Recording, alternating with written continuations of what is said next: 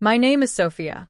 I'm 17, the oldest of three kids in a cramped little house on the outskirts of Seattle, where the rain never stops and dreams feel like they're always just out of reach.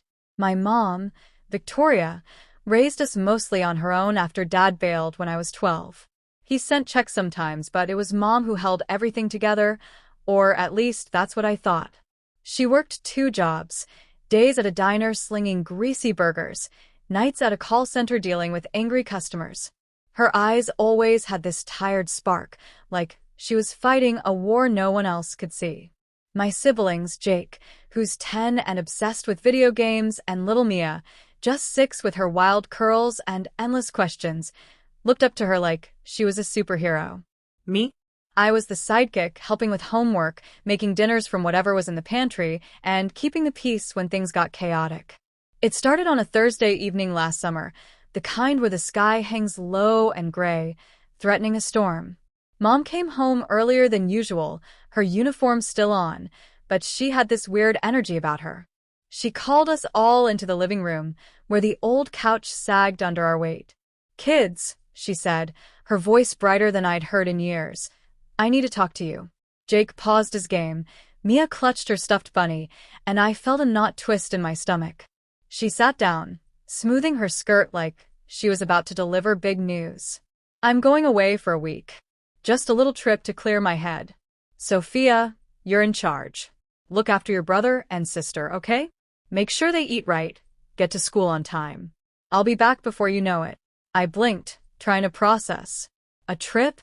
Mom never took trips. The farthest she'd gone in years was to the grocery store. "Where are you going?" I asked, my voice steady but curious. She waved it off with a laugh that didn't reach her eyes. "Oh, just visiting an old friend in California. Nothing fancy. But I need this, sophomore. I've been so worn down lately." Jake piped up, "Can we come?" And Mia's lower lip trembled. Mom hugged them tight, promising souvenirs and stories. She handed me a wad of cash from her purse, $200, more than I'd seen in one place, and a list of instructions. Laundry on Tuesdays, no junk food for Mia, lock the doors at night.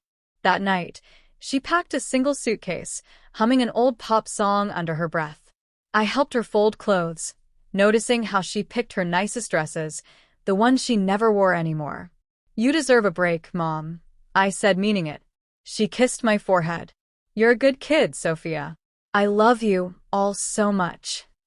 The next morning, she left before dawn. I heard the taxi pull away as I lay in bed, staring at the ceiling cracks that looked like lightning bolts. The house felt emptier already, but I shook it off. 1 week. I could handle that. I got Jake and Mia up, made oatmeal with the last of the milk, walked Mia to kindergarten and Jake to his bus stop. School for me was a blur, senior year college apps looming, but I pushed through.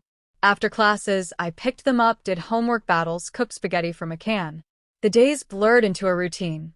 Wake up, feed them, school, chores, bedtime stories from Mia about brave princesses who save themselves. Jake missed Mom the most at first. He'd sneak into my room at night, whispering, "When's she coming back?" I'd hug him and say, "Soon, buddy. Just a few more days." By day 3, I started texting her. "How's the trip? We miss you." No reply. I figured bad signal, or she was busy. Day 4, I called, straight to voicemail. "Mom, everything okay? Call us back." Nothing. The knot in my stomach tightened. I checked her social media, but she hadn't posted in months.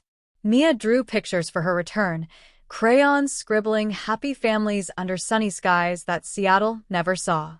Jake retreated into his games, blasting aliens like they were the worries eating at him. I kept it together for them, but at night, I'd scroll through old photos on my phone. Mom at my 16th birthday, blowing out candles with us. Mom teaching Mia to ride a bike. Mom and me at the beach last year, laughing as waves crashed. Where was she? Day 5 hit like a punch. I was making sandwiches when my phone buzzed, a notification from Facebook. Mom had updated her profile picture. There she was, tanned and smiling, hair loose in the wind, standing on a beach that looked nothing like Washington's rocky shores. Palm trees, turquoise water. The caption, Finally free. Living my best life in Bali. New beginnings. Bali? Not California? My heart dropped. I clicked through. Posts from the last few days hidden from us somehow? Or maybe she'd unfriended me without me noticing. Pictures of her in a bikini, sipping cocktails at a resort bar, arms around a guy I'd never seen before. Tall, handsome, with a yacht in the background. Comments from strangers. You go, girl. So jealous. One from her. Thanks. Left the old life behind. No regrets. I stared at the screen, breath shallow. This wasn't a week-long trip. This was abandonment? I scrolled frantically. A post from 2 days ago. To my kids, I love you, but I can't do this anymore. I've given everything. Now it's my turn. Be strong. My hands shook as I dialed her number again. This time, it rang and she picked up. Sophia? Her voice was light, distant, with ocean waves in the background. Mom? What the hell? Bali? You're not coming back. The words tumbled out, raw and accusatory. She sighed like I was the one being dramatic. Honey, I didn't plan it this way. I met Carlos. He's amazing. He owns a business here, showed me what life's really about. No more scraping by, no more endless shifts. I deserve happiness too. But us? Jake and Mia? They're kids, Mom. You left us. I left money instructions. You're almost 18, you can handle it. Call your dad if you need help. I wired more cash to your account. I love you, but I was drowning. This is my chance. The line went dead. I sank to the kitchen floor, sobs choking me. How could she? The woman who'd bandaged my knees, cheered at my soccer games, told me I could be anything. Gone, chasing some fantasy with a stranger.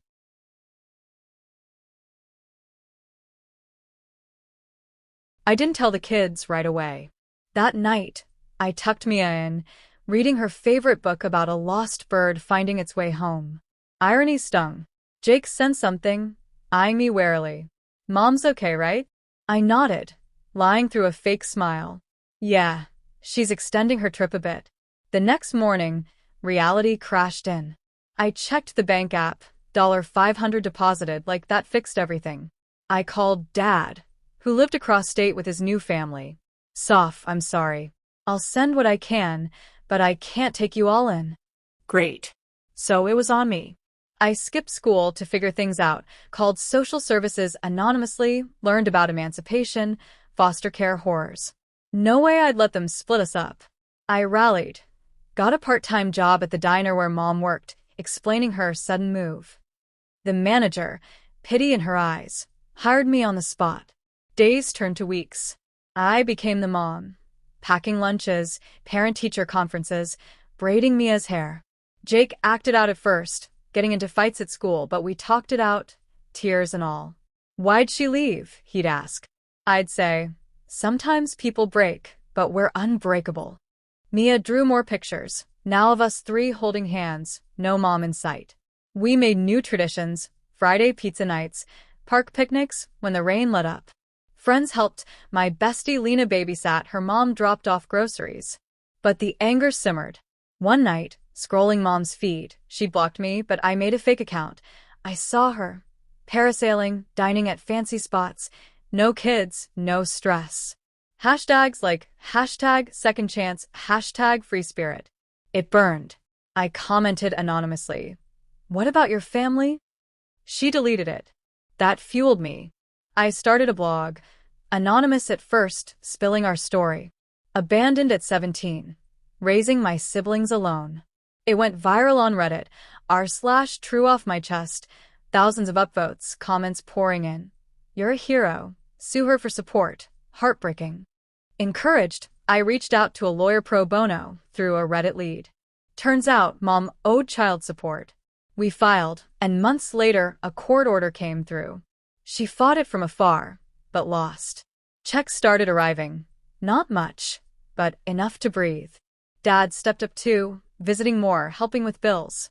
Now, a year later, we're okay. Not perfect. Jake's in therapy, Mia asks about Mom less, and I deferred college for community classes.